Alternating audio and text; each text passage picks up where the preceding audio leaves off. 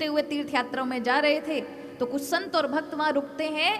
तो जैसे ही वहां जिस जमीन पर बैठे उनको कीर्तन की आवाज आने लगी। कीर्तन कर रहा है कोई, जय सिया राम, और करताल बज रहे हैं। उन्होंने जमीन पे कान लगाया तो देखा करतालों की आवाज जमीन के नीचे से आ रही थी। इन्हीं भक्तों में एक भक्त थे जिनका नाम था कुबा जी। क्या नाम था?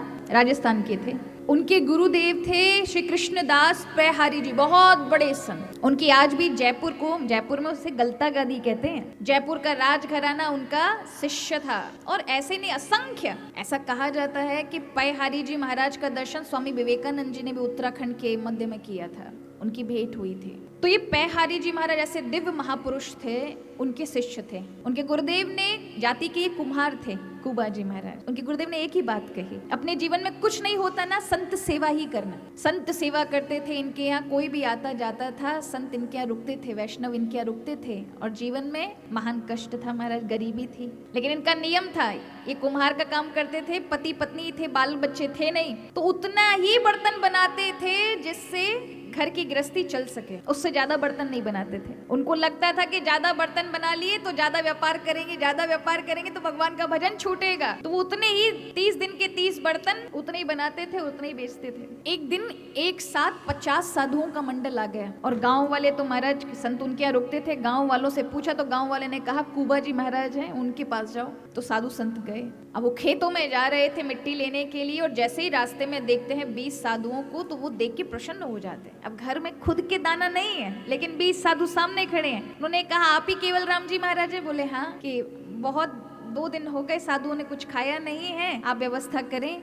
उन्होंने मना भी नहीं किया, अपनी स्थिति के बारे में भी नहीं कहा आइए महाराज सिर्फ 1 घंटा दीजिए मुझे, अभी मैं जाता हूँ, व्यवस्था करता हूँ, तब तक आप अपना ये सब विराजमान जगह नियुक्त करिए, कहाँ ठहरना है आपको। खेतों में संत ठहर जाते हैं और कुबा जी जाते एक महाजन जी के पास जो गांव के सेठ थे, उनसे कहते हमारे यहाँ 50 साधु, उनके लिए भोजन चाहिए। महाजन जी ने कहा कि हम करेंगे, लेकिन हम तभी आपको सामान दे सकते हैं जब आप ये हमें बोलें कि आप हमारे यहाँ कुआं खोदेंगे। क्योंकि भक्त थे, उनके हाथ से जो भी वो कुआं खोदते थे मीठा पानी निकलता था। महाजन ने कहा हमारे यहाँ पानी नहीं निकल रहा, बस तुम्हारा हाथ लग जाए, अगर तुम कुआं खोद के दो तो हम 50 साधुओं का भोजन के लिए सामग्री दे देंगे। उन्होंने कहा कुबा जी ने कि ठीक है हम करेंगे, कुआं खोदेंगे। 50 साधुओं की सामग्री लाकर साधुओं को भोजन कराया। अगले दिन पति पत्नी महाजन जी का कुआं खोदने गए। अब उनकी बड़ी भाव ऐसा था कि काम करते समय भगवान का नाम जाप करते थे, सीताराम सीताराम। पत्नी भी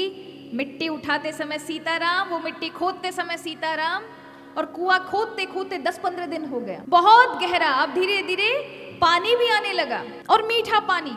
महाजन जी खुश हो गए। अगले दिन और मिट्टी खोदी। अब वो जगह ऐसी थी ढीली मिट्टी की कि कुबा जी महाराज तो नीचे थे, उनकी पत्नी ऊपर थी। अचानक मिट्टी ढीली हो गई पानी के वेग से, और सारा का सारा मिट्टी का जो बड़ा सा ऊपर था वो एक साथ नीचे गिरा और कुबा जी महाराज उसमें दब गए। पत्नी बहुत तेज चिल्लाने लगी, आसपास के लोगों को बोलने लगी भाई कोई है, मेरे पति को बचाओ, मेरे पति अंदर हैं। गांव वाले दौड़े, महाजन को भी पता चला, वो भी दौड़ा, लेकिन मिट्टी इतनी ज्यादा थी कि 15 दिन का जो कुआं खोदा था, इतना समय लगा था, वो सारी मिट्टी खिसक गई थी। अब लोगों ने कहा कि अब अगर हम निकालेंगे तो भी कम से कम 10 दिन लगेंगे, तो उसमें तो बचने वाले नहीं हैं। और गरीब को वैसे भी कौन बचाने का प्रयास करता है महाराज, बचाए तो उसे जाता है जिसके पीछे कुछ हो।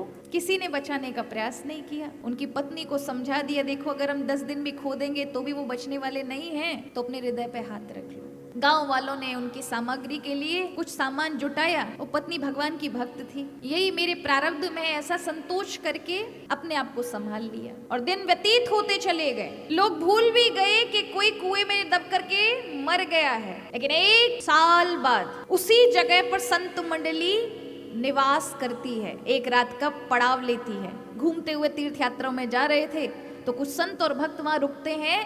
तो जैसे ही वहां जिस जमीन पर बैठे उनको कीर्तन की आवाज आने लगी। कीर्तन कर रहा है कोई, जय सिया राम, और करताल बज रहे हैं। उन्होंने जमीन पे कान लगाया तो देखा करतालों की आवाज जमीन के नीचे से आ रही थी। गांव वालों को बुलाया, भैया यहाँ नीचे कोई कीर्तन की आवाज आ रही है। गांव वालों ने कान लगाया, उन्होंने कहा यहाँ तो कुबा जी महाराज ने कुआं खोदा था, वही गिर पड़े थे, उनके ऊपर मिट्टी आ गई। लोगों को विश्वास नहीं हो सकता वो 1 वर्ष तक कैसे जीवित रह सकते हैं अंदर। अब ये खबर पड़ी चारों ओर, तो लोग आने लगे, प्रसाद चढ़ाने लगे। राजा को कानों में पता चली, वो स्वयं आते हैं कि मैं देखूंगा। उन्होंने कान लगाया तो देखा सच में सीताराम सीताराम की आवाज आ रही है और करताल और मृदंग इत्यादि बाजे बज रहे हैं। राजा ने कहा, आदेश दिया कुएं को खोदा जाए, ये दोबारा से मिट्टी उठाई जाए। और आराम से कुएं की मिट्टी उठाई गई।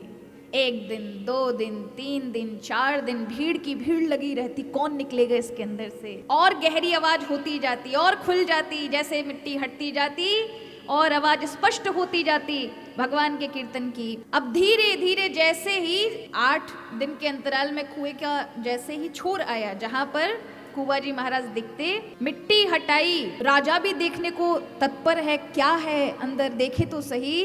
तो क्या देखा, अंदर प्रकाश था।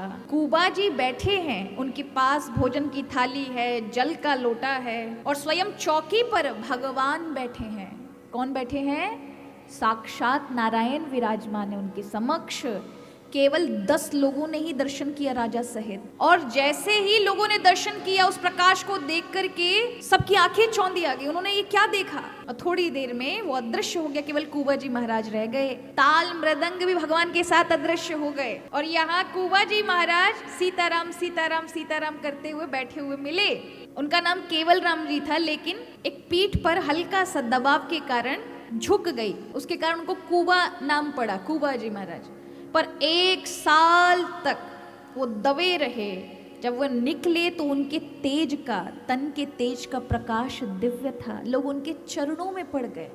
जिसने अपने जीवन में कोई शास्त्र नहीं पढ़े, कभी कोई वेद मंत्र इत्यादि नहीं उठाया, लेकिन संतों की सेवा करने का परिणाम ये था कि आज उनके वाणी से वेद निकलने लगे, लोगों को ज्ञान मार्ग देने लगे।